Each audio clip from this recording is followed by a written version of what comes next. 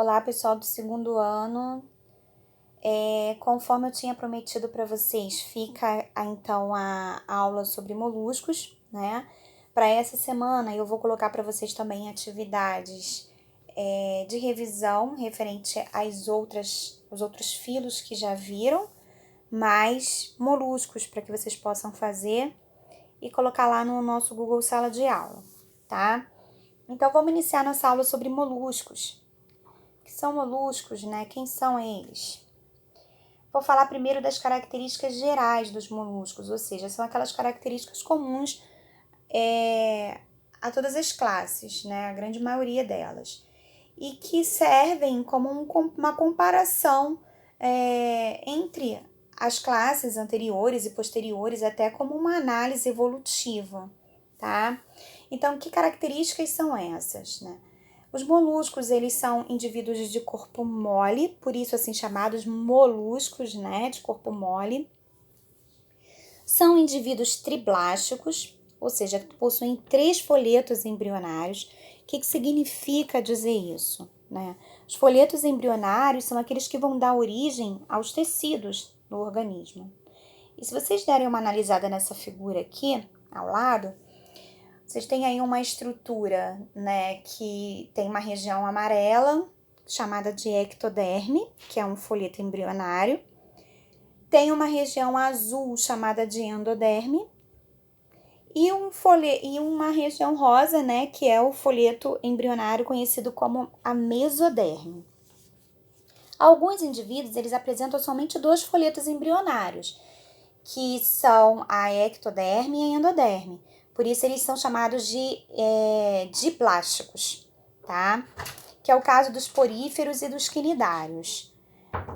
Daí por diante, os indivíduos eles já apresentam, né, 3 folhetos embrionários e por isso vão ser chamados de indivíduos triplásticos, ou seja, começa a aparecer um terceiro folheto entre a endoderme e a ectoderme, que é o caso da mesoderme, representada aí nessa figura pelas células, né, rosadas.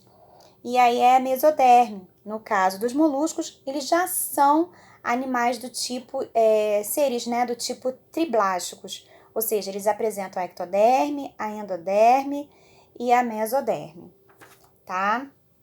Então, são seres triblásticos. São seres celomados, tá? O que significa, o que é o celoma? O celoma é essa região, ela vai formar a cavidade entre os tecidos, né, da mesoderme. Então, é essa região branca representada nessa figura, compreendida entre as células da mesoderme.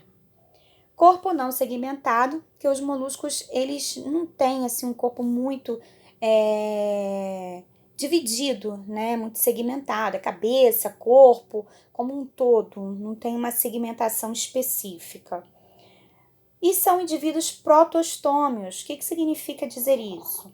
Se eu voltar a olhar para essa figura, né, de folhetos embrionários aí, na fase embrionária, existe uma região cinza chamada de arquêntero. Esse arquêntero, na verdade, ele é conhecido, ele é como se fosse um intestino primitivo. E aí, ele... aí é como se ele tivesse um corte, tá? Então, vocês estão vendo como se fosse um corte no meio, vocês estão vendo o arquêntero, tá? E ele termina com uma região chamada de blastróporo, que é um orifício, né? Imagina uma outra parte dessa fechando. Então, ele tem no fundo dele um orifício, e esse orifício, que é o canal, né, que se comunica com o meio, é chamado de blastóporo. Esse blastóporo, ele vai originar o ânus e a boca, ou o ânus ou a boca, tá? Do indivíduo. E aí, se esse indivíduo, ele originar primeiro a boca, ele vai ser classificado, né, como protostômios. Se originar primeiro o ânus, ele vai ser classificado como deuterostômios, tá? Então, no caso dos moluscos, eles são protostômios, ou seja, o blastóporo, ele origina primeiro a boca, tá? Porque eles têm um sistema digestório completo, então eles possuem boca e ânus, sendo que a boca, ela vai ser originada, né? Ela vai ser formada primeiro. A estrutura dos moluscos. Aí, na verdade, eu coloquei para vocês a figura de um caramujo, né? sendo que a estrutura principal dos indivíduos, né, dos moluscos, vai ser eles estão formados por uma cabeça, por um pé, que geralmente são pés grandes, né, o pé grande, e uma massa visceral, onde nessa massa visceral vão estar ali alojados os órgãos desse indivíduo, tá? Tem um manto, que é uma região que vai recobrir essa massa visceral e que vai secretar uma substância chamada de carbonato de cálcio, formando uma região rígida, uma estrutura externa rígida, calcária, que a gente conhece como a concha, né? Que tem os caracóis, né? Os moluscos, os moluscos não, desculpa, os caramujos, né? E essa concha, ela tem a função justamente de proteger o corpo, como nós já falamos, uma das características gerais é que eles têm um corpo mole, então é bem benéfico ter essa concha, porque ela protege esse corpo mole, né? E os órgãos, né? Proteger a massa visceral. Mas aí eu mostrei aqui para vocês, coloquei na figura só para que vocês possam ver, né, a estrutura completa de um dos indivíduos, de um dos representantes do filo molusco. Aí nós temos aí, ó, na parte de baixo, tem a boca, né? A boca, ela tem uma rádula, que é uma língua áspera, que ela serve para raspar o substrato, para que eles possam buscar alimento. Tem o colar nervoso, tem os pés, como eu falei, tá vendo? Os pés, ele toma conta do corpo inteiro, são pés grandes.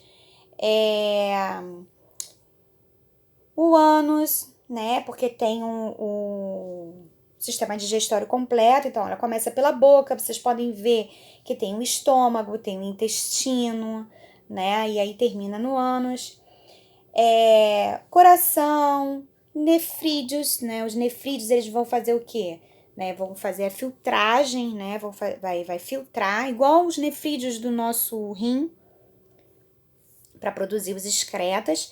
E toda a excreta dele, né? Você vai ter a abertura do ânus, a abertura do canal genital dele, do poro genital, vai ser tudo em uma cavidade chamada de cavidade do manto, tá? Que fica sobre essa massa visceral, tá vendo? Tem a massa visceral, tem um manto, que a gente chama de cavidade do manto, e esse manto desemboca uma região que vai servir ali como excreta, onde vai sair ali as excretas, né, do animal, os espermatozoides, tudo.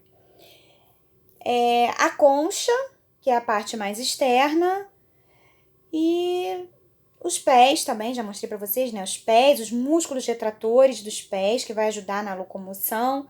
Então, aqui tá toda a estrutura de um molusco, tá? Que o molusco pode vir a ter ou não. Vocês vão ver depois que existem moluscos que podem ter conchas, outros que não.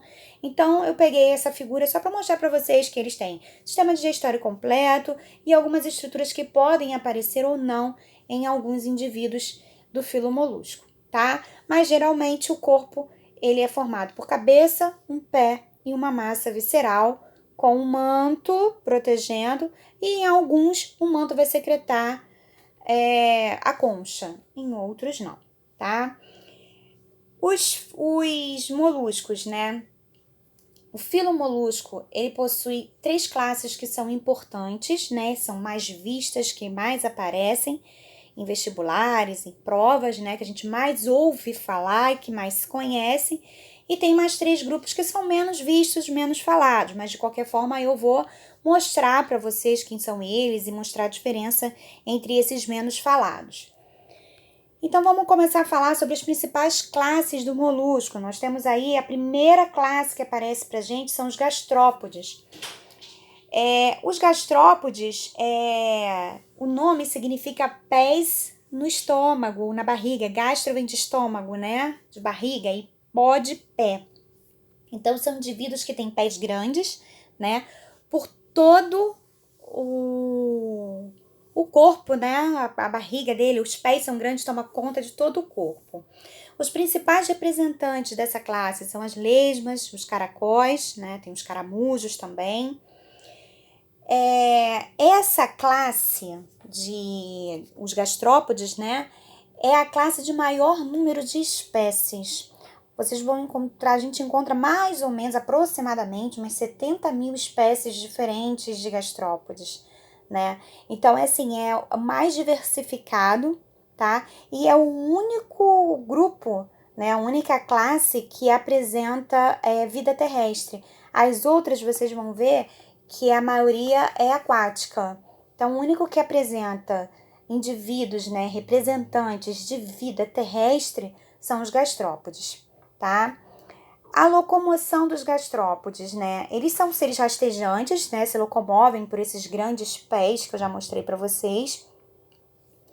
Onde, no caso das lesmas, por exemplo, eu botei aqui em cima para vocês, tá vendo o representante? Aqui um exemplo de uma lesma e ao lado um caracol. As lesmas, elas costumam eliminar uma secreção que ela vai escorregando sobre essa secreção, né? Os pés eliminam essa secreção e ela vai escorregando. E esses pés, eles são rastejantes, tanto dos caracóis, caramujos, eles vão rastejando sobre esses grandes pés. A respiração, né? Esses indivíduos, essa classe, como eu já falei para vocês, né, é a única classe que apresenta organismos de vida terrestre, mas também tem organismos de vida aquática, tá?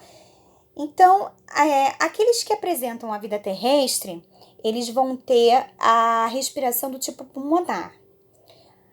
Existem também os que apresentam respiração cutânea, através da pele, que é o caso, por exemplo, das lesmas. As lesmas, elas fazem respiração cutânea.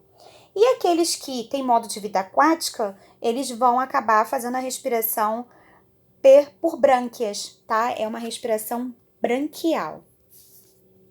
A circulação, ela é aberta. O que significa dizer uma circulação aberta?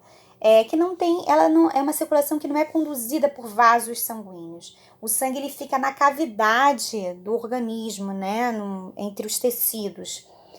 E aí, no caso dos gastrópodes, eles têm essa circulação aberta, né? E no sangue deles tem a presença da hemocianina. Enquanto nós temos a hemoglobina, né, que devido à presença do ferro deixa o sangue vermelho, eles têm a hemocianina, em que suas hemácias, elas têm uma cor meio azulada, né, tem um sangue azul. Então, o sangue deles tem a presença da hemocianina e a circulação, como eu já falei, aberta, ou seja, não tem a presença de vasos sanguíneos que vão conduzir esse sangue pelo organismo. A digestão. A digestão deles, como eu já falei, né? Os moluscos, eles possuem sistema digestório completo, tá? Então, tem boca, tem estômago, como nós já vimos, até ânus, né? E em alguns apresentam a presença de uma rádula, né? Que eu também já mostrei lá para vocês, mas eu coloquei aqui uma figura como se fosse a foto, né? Debaixo do molusco, né? Mostrando então ali a rádula, que é uma língua cheia, como se ela tivesse espinhos, que ela vai então raspar o substrato, o ambiente, para poder adquirir o alimento, pegar o alimento. Sistema nervoso é ganglionar, né? Então é primitivo, é feito por gânglios, e tem ali então os gânglios nervosos, como aparece aí para vocês nessa figura. Gânglios bucais, gânglios pedais, gânglios cerebrais e os gânglios viscerais, que vão passar aí os impulsos nervosos para poder conduzir o organismo, né? O funcionamento do organismo. Excreção. A excreção é feita por nefrídeos, metanefrídeos, na verdade, porque são nefrídeos primitivos, como também já mostrei para vocês. E a reprodução desses indivíduos, né? Existem indivíduos que são de sexos separados, né? E existem indivíduos que são hermafroditas. Aí eu coloquei aqui do lado para vocês uma figura de uma cópula, né? Entre aí os caracóis. Eles são alguns seres são hermafroditas, e quando são hermafroditas, dificilmente ocorre a autofecundação, tá? Muito difícil isso acontecer. Geralmente a fecundação, ela é cruzada. O que significa dizer isso? É que ambos vão se fecundar, ou seja, os dois saem gravidinhos dali, né? E aí vão colocar os ovos, e desses ovos vão eclodir, indivíduos já formadinhos, tá? Por isso, o desenvolvimento deles vai ser direto, porque não passa pela fase larval, No caso desses, dos caracóis aqui, tá? Não passa pela fase larval. Vão ter indivíduos que vão ter a fase larval e aí o desenvolvimento vai ser indireto, tá? Então, essa reprodução que está sendo representada aqui é a reprodução desses caracóizinhos aqui. Aí vocês olham assim a reprodução, acham estranho, porque pela frente, né? Porque assim na frente, um em cima do outro, né? Pela cabeça. Pelo seguinte, porque esses indivíduos durante o desenvolvimento embrionário, às vezes, eles sofrem uma torção da concha. E aí todas aquelas estruturas que ficavam no fundo, no final do organismo, elas passam para frente. Quando a gente pega uma concha de um caracol, vocês vão ver que às vezes elas parecem como se estivessem torcidas, né? Quantas voltinhas ela tiver, significa dizer quantas vezes ele torceu ali a sua concha. E aí os órgãos, eles vão, né, que estavam atrás, acabam vindo para frente. E aí, como o canal, como eu já mostrei para vocês, né, a cavidade do manto, onde desemboca o poro genital, né, a parte genital deles fica no final, acaba acontecendo que ela vai para frente, bem para perto da boca, aqui assim, bem perto do pescoço. E aí ocorre então ali a fecundação desse jeito, porque houve ali uma torção da concha, tá? Outra classe importante são os cefalópodes, tá? O que são os cefalópodes? Céfalo vem de cabeça, né? E podes, pés. Então, que apresentam pés na cabeça, tá? Esses indivíduos, eles são uma classe que são restritas ao ambiente marinho, ou seja, são exclusivamente marinhas. Os principais representantes dos cefalópodes são os polvos, né, e as lulas, e tem o náutilo também. Por isso que são chamados de cefalópodes, né? Se a gente for olhar a estrutura aqui, ó, de uma lula, de um polvo, vocês vão ver que os pés, que no caso deles são desenvolvidos, são pés desenvolvidos em estruturas chamadas de tentáculos. Esses tentáculos, eles saem da cabeça desses indivíduos. Se vocês olharem aí também, por exemplo, a lula e o polvo, olhando o polvo, ele na frente, ele tem como, assim, nessa figura, na frente é como se fosse uma cabeça muito grande, né? Na verdade, aquela cabeça ali muito grande é a massa visceral dele, tá? Aonde tem os olhinhos dele é que é a cabeça, de onde saem os tentáculos. A mesma coisa acontece com a lula. Essa região mais compridinha, ali é a massa visceral onde estão os órgãos. Os olhinhos dela é onde está a cabeça, que saem ali os pés, os tentáculos, por isso assim chamados cefalópodes, tá? Então os tentáculos são presos à cabeça e tem a presença de uma estrutura também chamada de ventosas. Essa região, se vocês olharem para essa figura aqui da lula, vocês vão ver que embaixo dela tem como se fossem uns pontinhos brancos, que eu já vou mostrar depois para vocês, essas ventosas. Essas ventosas, elas servem para quê? Para capturar presas, né? Elas fazem como se fosse uma pressão, né? Elas capturam os indivíduos, as presas, né? Com os tentáculos, e essas ventosas, elas mantêm essa captura ali em meio aos tentáculos. Elas prendem, fazem um processo de pressão, prendendo as presas ali, tá? Servem para locomoção também. Vocês vão ver que, por exemplo, o polvo, ele se locomove por esses tentáculos. Ele vai como se fossem pezinhos mesmo, andando sobre o substrato. Então, os tentáculos, elas servem tanto para locomoção quanto para a captura de presas, e as ventosas são importantíssimas nesse processo aí da captura, tá? Os olhos deles, né, a cabeça deles tem a presença de olhos, né, complexos, que significa dizer que esses olhos são desenvolvidos e são capazes de focar. Eles enxergam muito bem, até em algumas distâncias, tá? Porém, eles não conseguem distinguir muitas cores, né? Então, assim, ele tem uma eficiência de focar, mas não consegue diferenciar as cores, tá? Então, olhos complexos na cabeça. Olhando aqui, deixa eu passar para vocês, só para antes mostrar as estruturas que eu gostaria que vocês vissem aqui. Quer ver? Por exemplo, As ventosas, tá vendo aqui? Só pra gente não entrar em outro assunto.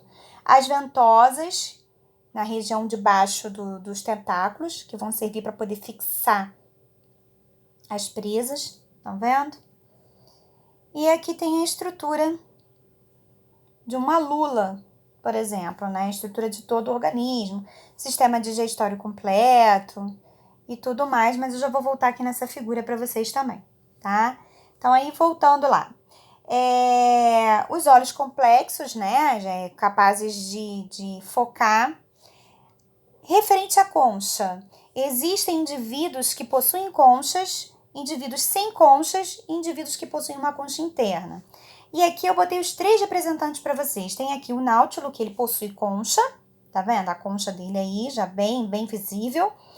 Tem as lulas, que possuem uma concha interna, e aí sim a gente vai lá naquela figura que eu passei para vocês agora, ó, com toda a estrutura. Tá vendo essa região branca aqui em volta, né? Formando como se fosse um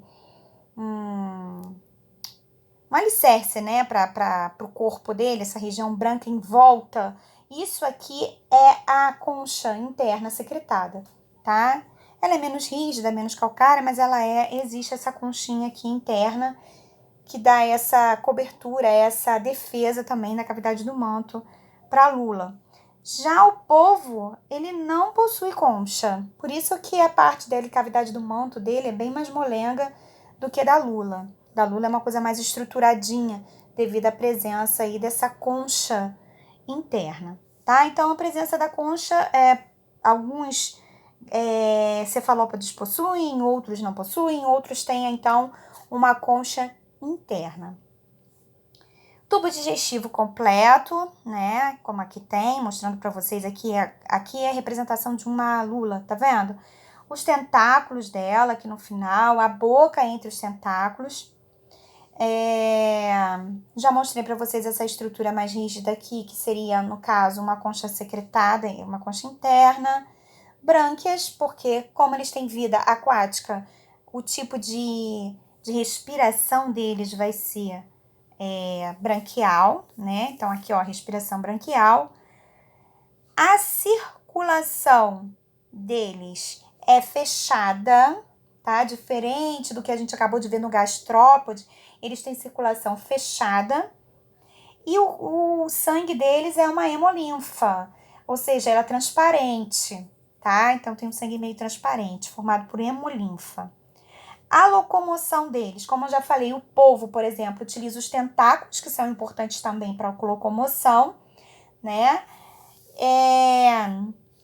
E tem a sua locomoção por propulsão a jato, que é o que acontece com a lula, que é a principal locomoção da lula. Como que ocorre essa propulsão a jato? A cavidade do manto, né, no final aqui, se vocês observarem essa figura, eu peço que vocês olhem a figura direitinho, né, leiam todas as estruturas, vocês vão achar uma região chamada de sifão exalante. Esse sifão exalante, na verdade, é onde a cavidade do manto que nós vimos antes lá nos gastrópodes, né, onde eu falei para vocês que vão sair os excretas, né, a região genitária, ou a parte genitária elimina também ali os espermatozoides. O sifão exalante, ele também a cavidade do manto, ele termina em um sifão. Esse sifão, ele faz o quê? Ele expulsa a água. Quando ele está sendo utilizado para a locomoção, ele vai expulsar a água. E quando ele expulsa a água, ele impulsiona o corpo do indivíduo, no caso da lula, para o sentido contrário. Então, através desse processo, né, de expulsar água pelo sifão, eles vão se locomovendo. No caso, a lula, que é a principal locomoção da lula, é através dessa propulsão a jato.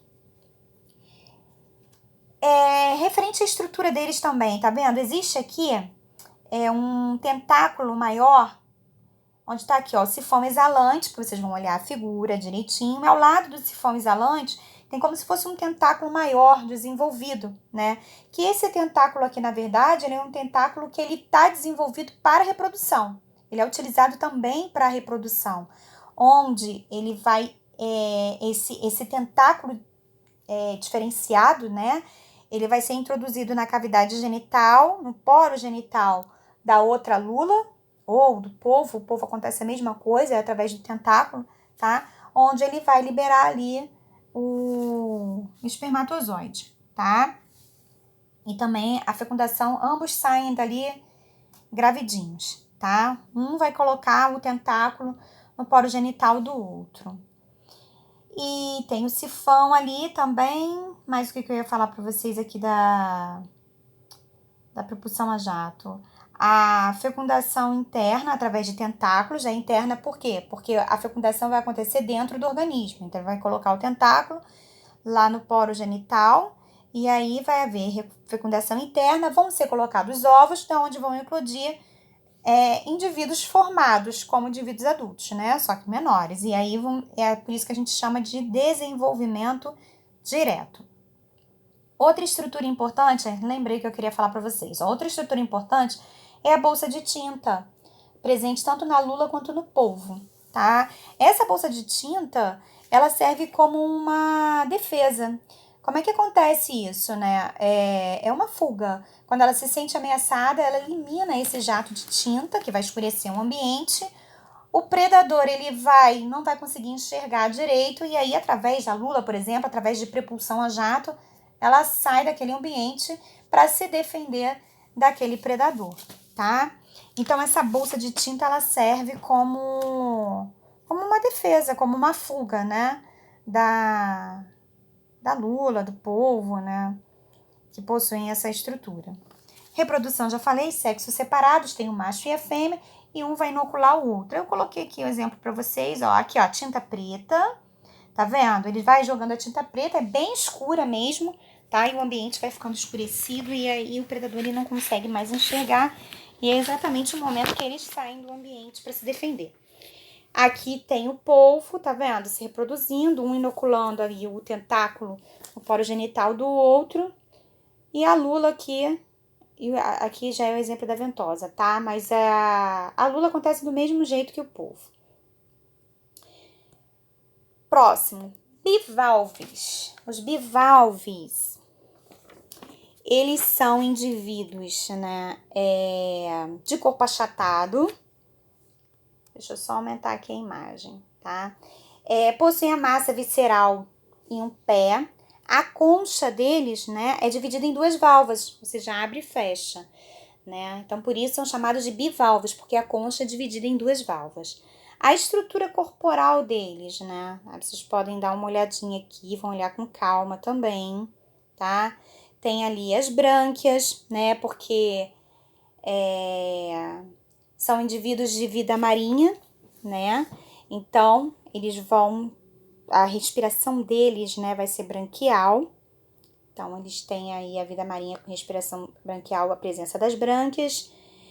A válvula, o músculo que ajuda aí a contrair, a abrir e fechar essa válvula, a massa visceral, o manto, a cavidade do manto, os pés, boca, né? Tem o biço, que depois vocês vão ver por que é importante, né? E todos são aquáticos, tá? Por isso, a respiração deles aí vai ser, na maioria, branquial, tá? Feitas através de brânquias. Essas brânquias, elas vão ser importantes não só para a respiração, como também para a nutrição, tá? Para a digestão deles. Por quê? Porque essas brânquias aqui presentes, né? Elas são ciliadas. E esses cílios, eles vão reter, eles se alimentam de partículas, né? Que presentes pequenas partículas presentes no meio, né? Ali na água. E aí esses cílios, eles vão fazer, presente nas brânquias, eles vão fazer um movimento trazendo a água para essas brânquias, né? A água que entra ali. E vão reter também essas pequenas partículas e vão direcionar essas partículas para a boca, aonde esse indivíduo, então, ele vai se alimentar. Então, no caso dos bivalves, as brânquias, elas não são importantes somente para a respiração, são importantes também para o processo de digestão desses indivíduos, tá? Os bivalves, eles possuem modo de vida livre também, existem animais que são natantes, tá? Mas sendo que a maioria, ela é fixa, tem modo de vida fixa. a costões rochosos, né, que é o caso, por exemplo, das ostras e dos mexilhões, que são, assim, um dos representantes dessa classe, tá? E aí, dependendo do tipo de indivíduo, eles têm uma forma de se fixar esses costões rochosos, né? Por exemplo, as ostras, elas meio que se cimentam, né? Elas produzem uma substância, né? Continuidade da concha, que ela vai ficar presa, ela meio que se fixa ali para essa substância calcária, tá? Já no caso dos mexilhões, se vocês olharem aqui, tem um bicho, como eu falei para vocês, que é como se fossem fios, né? Como se fossem cílios, né? E ele vai servir para quê? Para fixar, ele tem uma característica adesiva, que é como que se ele colasse o corpo do organismo nesses costões rochosos, tá? Então, eles têm vida fixa, né? No caso dos mexilhões, é esse bicho aí que vai fazer com que eles fiquem fixos, né? No ambiente ali, né? No caso do costão rochoso, tá ok? São animais filtradores, né? Tem ali as brancas, como eu já falei para vocês. E por serem filtradores, eles têm uma importância ecológica muito grande. Eles são indicadores, né? Bioindicadores desses ambientes. Por quê? Porque por serem filtradores, eles acabam acumulando toxinas, alguns poluentes da água, né? E aí, quando você analisa esses indivíduos, né? Se eles tiverem com acúmulo de determinadas substâncias, a gente consegue identificar o grau de poluição, né, daquele ambiente. Por isso que, na maioria dos moluscos, eles têm importância gastronômica, né? Tanto os gastrópodes quanto os cefalópodes, tá? Aquela tinta que eu falei para vocês da lula, do polvo, essa tinta ela é muito utilizada na área gastronômica. Existem massas que são feitas e coradas, purês que são corados com essa tinta, né? Para fazerem pratos, alguns até caros, né? Então, os cefalópodes, eles também são utilizados fora, né? A lula, né? O polvo, né? Que se come lá, né? E os bivalves também, eles têm essa importância gastronômica, né? Além dessa importância ambiental, né? De serem bioindicadores, por serem indivíduos filtradores, tá? Que podem acumular, então, aí toxinas e poluentes. Então, por isso que é muito importante a gente saber, né? O destino desses indivíduos, né? Quando a gente vai comer esse tipo de prato, para saber se eles vieram de um ambiente contaminado ou não, tá? Porque eles podem acumular aí essas toxinas que podem vir a fazer mal pra gente. A circulação deles é aberta, tem a presença da hemocianina, então assim como os gastrópodes, né, o sangue azul, né, as hemácias azuis. A reprodução. A fecundação deles é externa, eles são seres de sexos separados, então são hermafroditas, assim como cefalópodes, né? Eles não são hermafroditas, são sexos separados, né? E aí, como é que acontece essa reprodução? Eu representei aqui para vocês a reprodução do mexilhão. O macho, ele vai eliminar no ambiente o espermatozoide, o óvulo vai ser eliminado pela fêmea também no ambiente, e aí vai se formar um ovo, de onde vai eclodir uma larva, e essa larva, então, vai sofrer o processo de metamorfose, ela vai se transformar em um indivíduo adulto, macho ou fêmea, tá? Então, por esse motivo, a reprodução vai ser externa e o desenvolvimento aí tá direto, mas o desenvolvimento é indireto, passa por uma fase larval, tá ok? Uma coisa que é importante que eu não coloquei aqui para vocês, representei só na figura, esses dois indivíduos aqui que são os representantes, no caso, os mexilhões, a primeira e a segunda, as ostras, né, que tem a pérolazinha verde aí nessa figura. É importante saber a formação dessas pérolas, né? O que seria isso, né? Por que as ostras, elas formam as pérolas? Na verdade, a pérola, ela é formada através de um mecanismo de defesa dessas ostras, tá? Por quê? Qualquer substância invasora, pode ser um grão de areia, pode ser um verme, né? Ele entra e ele fica ali alojado entre o manto e a concha, né? E aquilo ali é óbvio que incomoda, né, o organismo. E como defesa para tentar isolar aquele invasor do organismo do indivíduo, o manto ele começa a secretar uma substância chamada de nácar, tá? Esse nácar, ele vai dar tem essa cor perolada, né? E aí ele vai dar aquela estrutura ali que a gente vê nas pérolas, entenderam? Então, na verdade, os bivalves eles têm aí uma grande importância, né? Eles têm importância ambiental, eles têm importância gastronômica e econômica nesse sentido, né? Produção das pérolas. Então, na verdade, esse processo ele é um processo mesmo de defesa, de incômodo, né? Para o indivíduo. Então, esses são os principais as principais classes dos moluscos, tá? Os gastrópodes, os cefalópodes e os bivalves. E aí as 3 classes que eu falei para vocês, que são as menos importantes, mas não vou deixar de mostrar para vocês, que são esses indivíduos aqui, ó. Nós temos os monoplacóforas, né? Monoplacóforas por quê? Placóforas vem de placa, tá? São indivíduos marinhos, todos eles, desses filos seguintes, né? Eles são indivíduos marinhos, né?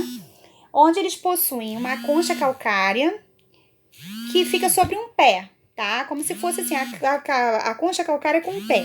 E aí, quando a gente vira esse indivíduo ao contrário, ele tem essa estrutura aí, tá vendo? O corpo na parte de baixo, enfim.